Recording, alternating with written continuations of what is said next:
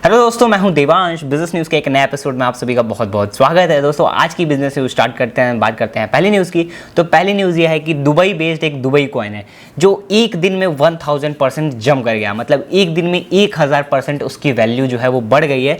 और ये कुछ पर्टिकुलर एक्सचेंज प्लेटफॉर्म्स पे अवेलेबल है जहाँ पे लोग इसको खरीद रहे हैं। एंड एक दिन में 1000 गुना ज़्यादा इसकी वैल्यू बढ़ गई है। एंड इसको जो है लॉन्च किया है अरेबियन चेन टेक्नोलॉजी ने। दुबई की एक बिल्ली कंपनी है अरेबियन चेन टेक्नोलॉजी, उसने इसको लॉन्च किया है। और इसी से रिलेटेड अगली न्यूज़ है कि दुबई गवर्नमेंट ने क्लैरिफाई किया है कि उन्होंने ऐसा कोई भी कॉइन नहीं लॉन्च किया है। ठीक है, मतलब उन्होंने ऐसा बोला है कि उन्होंने किसी भी ऐसे कॉइन को अप्रूवल नहीं दिया है जिसका नाम है दुबई कॉइन। ठीक है, तो ये मेनली ये प्राइवेट कोई कंपनी है जिसके थ्रू इन लोगों ने लॉन्च किया है। एंड लोग ये समझ रहे हैं कि दुबई कॉइन जो नाम है उससे लोग समझ रहे हैं कि ये दुबई की गवर्नमेंट ने लॉन्च किया है। तो ऐसा कुछ भी नहीं है, बट फिलहाल में 1000% इसकी वैल्यू बढ़ गई है। अभी देखते हैं आगे क्या होता है। जो भी आगे होगा मैं नेक्स्ट वाले बिजनेस उसके एपिसोड में ज़रूर बताऊंगा आप लोगों को। नेक्स्ट न्यूज़ ये है कि पेटीएम ने, ठीक है, मेनली अपने बोर्ड्स की जो है, इनके जो भी चेयरमैन डायरेक्टर्स जितने भी लोग हैं, इनकी एक मीटिंग बुलाई थी जिसमें ये लोग डिस्कस फाइनलाइज करने वाले थे जो इनका इंडिया का बिगेस्ट आईपीओ आने वाला है, जो कि पेटीएम का रहने वाला है। मेनली ये आईपीओ जो है वो $3 बिलियन का रहेगा, जो कि आज तक का सबसे बड़ा आईपीओ होने वाला है। तो बहुत जल्द हमें न्यूज़ सुनाई दे सकती है कि मेनली पेटीएम ने आईपीओ के लिए फाइल जब करेंगे तो न्यूज़ तो ज़रूर आएगी, तो मैं आपको उस टाइम पे बताऊंगा।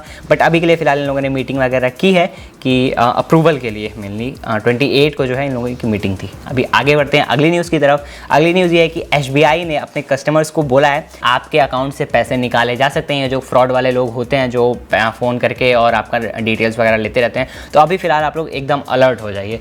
बिकॉज अभी ऑलरेडी मैंने बोला कि लॉकडाउन का सिनेरियो चल रहा था, तो बहुत सारे लोग ऑलरेडी जॉब्स वगैरह खो चुके थे। तो ये सारी चीज़ें बहुत बढ़ेंगी आने वाले टाइम में, तो इसलिए एसबीआई ने पहले से अलर्ट जारी कर दिया है। तो भाई साहब आप भी लोग सावधान रहें, सतर्क रहें। कोई भी आपकी कुछ भी डिटेल्स मांगता है या फिर बोलता है कि सर आप फ़ोन पे 10,000 रुपये जीत गए, पेटीएम पे 15,000 जीत गए, किसी को भी अपनी डिटेल्स मत शेयर करिए। बढ़ते हैं अगली न्यूज़ की तरफ। तो अगली न्यूज़ ये है कि महिंद्रा जो है अगले 2026 तक 23 नए प्रोडक्ट्स लॉन्च करने वाला है। 23 नए प्रोडक्ट्स 2026 तक।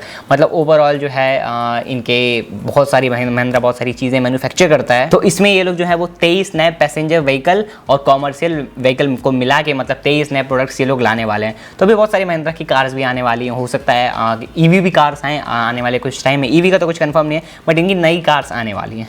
तो अगर आप लोग सोचते हैं कि मुझे महिंद्रा की गाड़ी लेनी है तो वेट करिए, हो सकता है महिंद्रा की नई नई कार्स जो हैं लॉन्च हो अगले साल। दोस्तों, जो अगली न्यूज़ है वो ये है कि यहाँ पे जो श्रीनगर ले ट्रांसमिशन सिस्टम था वो अभी जो है वो पावर ग्रिड को ट्रांसफ़र कर दिया गया है for ensuring better quality of lights. ठीक है, तो यहाँ पे मेनली श्रीनगर ले और कारगिल ये सारी चीज़ें कनेक्टेड थी पावर के थ्रू। तो अभी इसका जो है जिम्मा है वो सब मिल गया है पावर ग्रिड को, क्योंकि लिए गवर्नमेंट ने ऐसा बोला है कि हम लोगों को अच्छी कनेक्टिविटी मिल सकेगी, लाइट जो है वो कॉन्स्टेबल रहेगी, लाइट ज़्यादा कटेगी नहीं और बढ़िया पावर सप्लाई मिलेगी। इसलिए जो है इसको किया गया है और मेनली अब सारा जिम्मा जो है वो पावर ग्रिड को आ गया है। अगली न्यूज़ जो है वो ये है कि यहाँ पे एक कोवैक्सीन के बैच को कंप्लीट करने के लिए पूरी तरीके से from process to complete a final unit, मतलब जो मैन्युफैक्चरिंग स्टार्ट होती है वहाँ से फाइनल स्टेज तक पहुँचने तक एक बैच को बनाने में टोटल 4 मंथ लगते हैं। 4 महीने का टाइम लगता है एक बैच को बनाने में।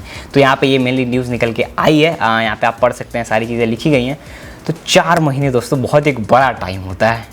तो इसीलिए जो है वैक्सीन बनाने में टाइम लग रहा है। अगर कम टाइम लगता तो भाई एक महीने में जो है 20 करोड़ 30 करोड़ डोज बना दिया जाता, बट बहुत टाइम लगता है, इसलिए थोड़ा लेट होगा। और इसीलिए जो गवर्नमेंट है वो बाहर की कंपनियों को इंडिया में इन्वाइट कर रही है कि आप इंडिया में आइए एंड जो है वैक्सीन बनाइए। दोस्तों, जो अगली न्यूज़ है वो ये है कि यहाँ पे कैनरा बैंक जो है वो टोटल 9000 करोड़ जो है वो रेस करने वाले हैं FY 2020 में। ठीक है, यहाँ पे लोग टोटल इक्विटी एंड डेब्ट के थ्रू ये पैसे जो है वो रेस करेंगे एंड उसके साथ साथ ये डेवलपमेंट में लगाएंगे एंड उसके बाद इनके बहुत सारे कुछ लोन्स वगैरह भी बाकी हैं जिसको ये लोग कंप्लीट करने वाले हैं। बात करते हैं अगली न्यूज़ की। तो अगली न्यूज़ ये है कि बिग बास्केट, मैंने बताया था ना big basket and Tata group की जो है डील होने वाली थी आने वाले टाइम में, तो ऐसा बताया जा रहा है कि ये डील कंप्लीट हो चुकी है।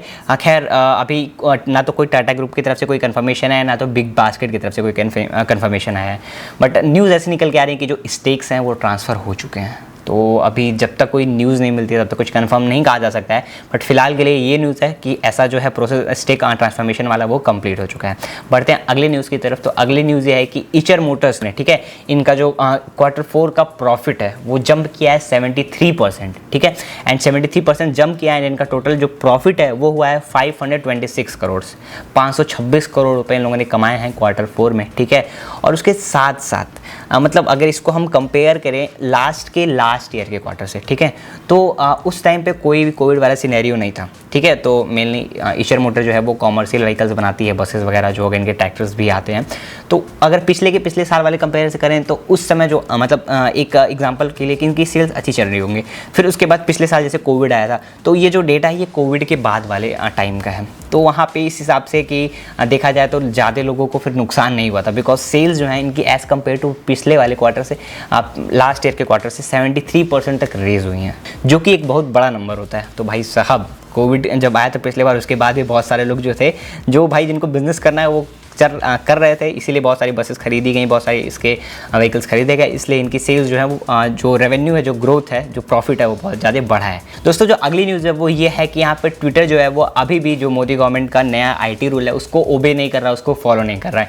यहाँ पे व्हाट्सएप, फेसबुक, इंस्टाग्राम ये लोग मेनली लोगों ने बोल दिया कि ये फॉलो करेंगे, गूगल ने भी बोल दिया है, सब ने कर दिया है, बट यहाँ पर ट्विटर अभी भी जो है वो फॉलो नहीं कर रहा है जो भी नए IT रूल्स हैं। इसके पीछे का एक बहुत बड़ा मेन रीज़न ये है कि ट्विटर जो है अभी ज़्यादा रेवेन्यू नहीं जनरेट करता है as compare to Facebook, Twitter, WhatsApp. ये लोग व्हाट्सएप तो मेनली ज़्यादा भी नहीं जनरेट कर रहा है, बट इंस्टाग्राम, फेसबुक बहुत ज़्यादा पैसे जनरेट करते हैं। उसके कंपेयर में ट्विटर का बहुत कम प्रॉफिट, इंडिया में बहुत कम पैसे ट्विटर जो है वो इंडिया से कमाता है। इसीलिए भाई फॉलो जो है वो क्या बोलते हैं, ये लोग रूल्स वगैरह भी नहीं फॉलो कर रहे हैं। खैर अगर इंडिया से ट्विटर चला जाएगा तो ट्विटर का ज़्यादा लॉस नहीं होगा, यहाँ के लोगों का लॉस हो सकता है, क्योंकि ट्विटर एक ऐसी चीज़ है जिसके थ्रू गवर्नमेंट तक आवाज़ पहुँचती है। तो ट्विटर का ज़्यादा लॉस नहीं होगा, मेनली लॉस यहाँ के लोगों का होगा। तो भाई मुझे भी लगता है ये सब अभी बैन नहीं होने वाला है, ये लोग मामला सलटा देंगे और उसका जो जैसे चल रहा है वो वैसे ही चलेगा। दोस्तों जो अगली न्यूज़ है वो ये है कि यहाँ पे जो हेस्टर बायोसाइंस जो कंपनी है, मेनली इसने कोवैक्सीन के साथ, जो भारत बायोटेक के इन लोगों के साथ में डील की है मैन्युफैक्चरिंग करने के लिए कोवैक्सीन की, ठीक है।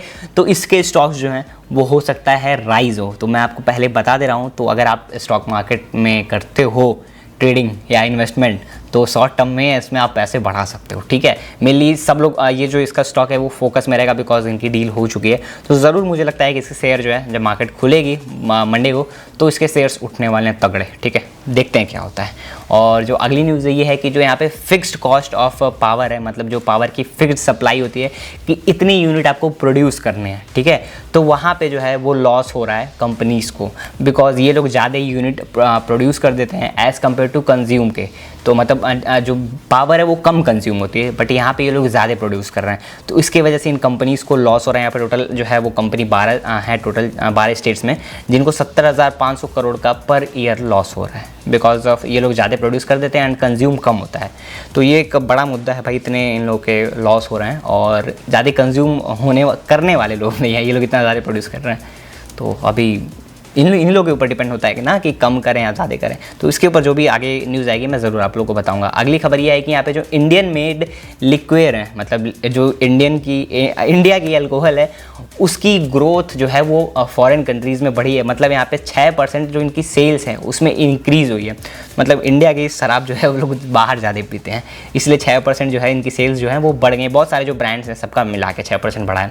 उसकी जो अगली न्यूज़ है वो ये है कि बर्गर किंग का यहाँ पे लॉस हो गया है इंडिया में। यहाँ पे Q4 में जो है 2020 के 1 के 25 करोड़ का इन लोगों को लॉस हुआ है, मतलब टोटल 26 करोड़ का, 25.94 करोड़, तो 26 करोड़ का लॉस हो गया है। और ये एक टाइम पे मेरे ख्याल से रिकवरी हो रही थी, बट फिर भी ये लोग लॉस में चले गए, तो मुझे समझ में नहीं आया, बिकॉज इस टाइम पे बहुत सारी कंपनीज प्रॉफिट में थी, बट बर्गर किंग यहाँ पे लॉस में गई है। 26 करोड़ का मेनली इन लोगों को लॉस हुआ है।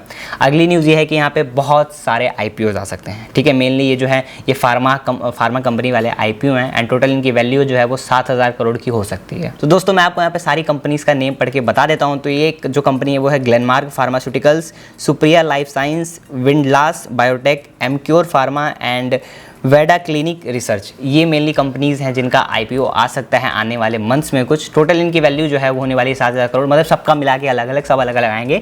टोटल 3 to 5 कंपनियां हैं, ठीक है, जिसका IPO आ सकता है। टोटल वैल्यू 7,000 करोड़ तक रहने वाली है।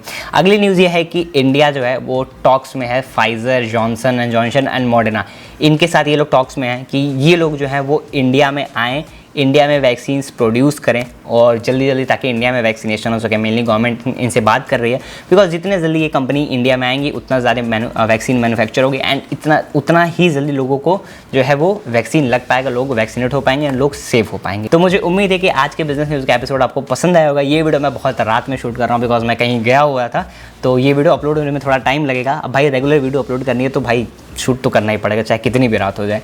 तो इस वीडियो में इतना देखने के लिए बहुत बहुत धन्यवाद। अगर ये वीडियो पसंद है इस वीडियो को लाइक करिएगा, शेयर करिएगा एंड सब्सक्राइब करिएगा हमारे चैनल को। मैं देवांश आपको मिलता हूँ ऐसे किसी वैल्यूएबल कंटेंट में। तब तक के लिए this is Devansh Rai signing of.